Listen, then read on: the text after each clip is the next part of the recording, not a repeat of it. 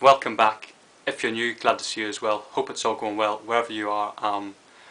But yeah, let's get into this.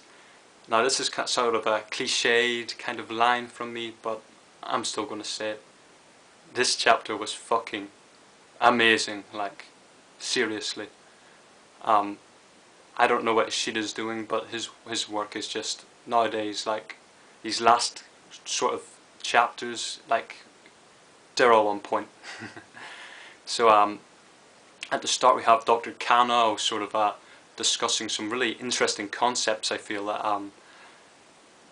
are, maybe could possibly be foreshadowing the future of the series in the long run, like where we are getting at with the kind of CCG and Ghoul conflict at the minute, because you know, on one part you have the CCG and they're sort of overpowering the ghouls at the moment, and the Ahogiri tree, like whenever there's direct conflicts between the CCG and the Ahogiri, the CCG are generally coming out on top. They're like the dominant sort of force. They're hunting the Ahogiri, and the Ahogiri are sort of in hiding. Like, CCG is the dominant force at the moment in the series. But with what the Doctor's trying to plan in the long run, like the fact that it looks like he's going to try and create all of these new one-eyed oils and bring like a lot more people like Kaneki in to sort of convert them into ghouls and use them against the CCG.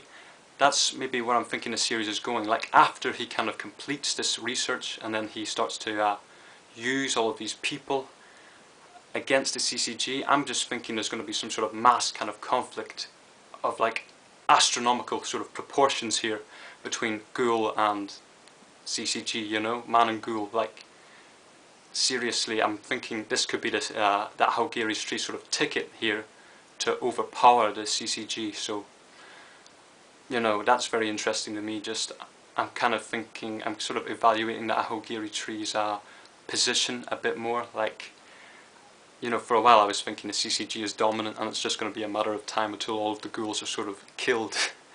You know, like that was my main sort of thoughts on the series. But after seeing this, I'm sort of thinking the ghouls have a bit more of a chance. You know, they're not done for yet, and they certainly have a bit more yeah, a bit more opportunities to strike back. So definitely, I'm looking forward to seeing what happens there. What else was there? There was the next part. Yeah, this is whenever Kaneki's asking about Amon. Yeah, it was really interesting, you know, how Amon's sort of classified now. Obviously totally understandable because of what happened to him, you know, really, because it's sort of in relation to Kaneki. It makes you think that perhaps everybody knows then that Sasaki killed Amon in the CCG, like there's no ambiguity about it, like, but then you wonder how they sort of found out, because I don't think, oh shit, nah, actually that's kind of bullshit. There was a lot of people watching the eye patch fight Amon, sorry. my memory is just a bit hazy there, but yeah, that's obviously why it's sort of undercover and shit. Then this is really my favourite part of the chapter. This is what made this chapter a good chapter into an amazing chapter. This right here with Tsukiyama, just his character development. Like, Tsukiyama has went from a guy trying to eat Kaneki into, at the start, you know, a selfish, sort of childish, kind of arrogant bastard, but he's now sort of selfless, and in the scene whenever he's about to reveal to Kaneki his memories and then actually changes his mind, it just goes to show how much he's like progressed as a character, you know, which is,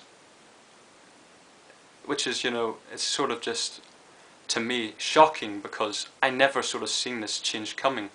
Like, at the start of Tokyo Ghoul, I would have thought Tsukiyama was just going to stay the way he was, like selfish, you know, egotistic. He still is sort of egotistic, but I mean, he's definitely a lot better, and that kind of surprised me. So if Tsukiyama can change, that just goes to show anybody in the series can change.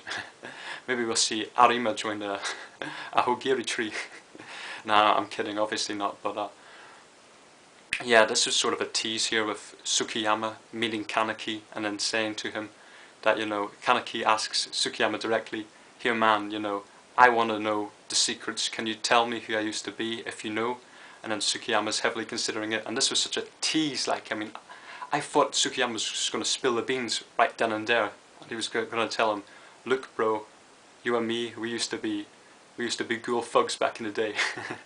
We used to own this shit. We used to own the 20th ward, the 19th ward, the 18th ward. We used to own all the wards, bro. We was gangsters." But that wasn't the case, unfortunately. I mean, that was the only bad thing about this chapter, but at the same time, heavily foreshadowed that Kanaki's coming back, and it was relieving to me to know that he actually wants to come back. The character himself wants to come back, so now I don't feel like a jackass for wanting him to become Kaneki again, because he himself wants to become Kaneki again, and everybody who I sort of like in the series wants him to become Kaneki again, so, you know, what are we waiting for, right? And I think it's going to happen very soon, actually, because of the next sort of panel of Kijima actually torturing the new sort of captive he got and killing her.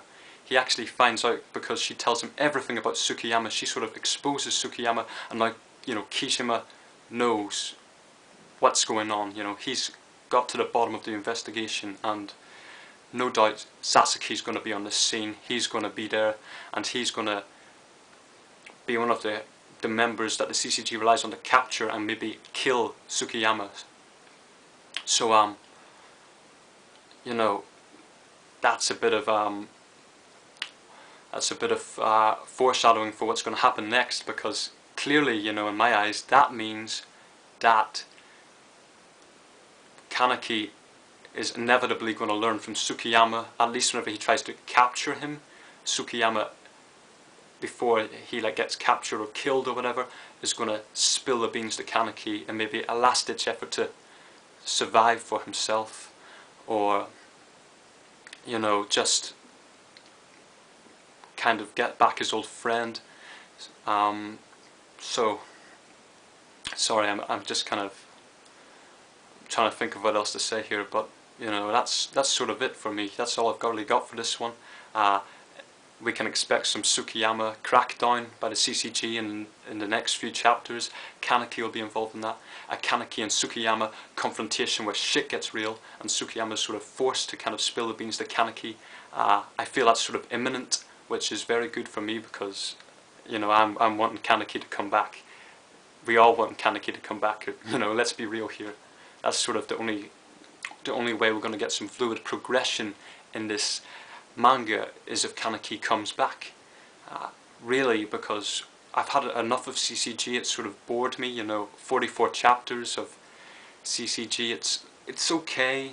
You know, it's not bad, but I'm just kind of happy that in these last lot of chapters it's been strongly hinted, teased, foreshadowed, you know, especially this one. He is coming back, and he's coming back soon. But yo, that's all I have for this one. Take care, and see you next time, alright? Peace.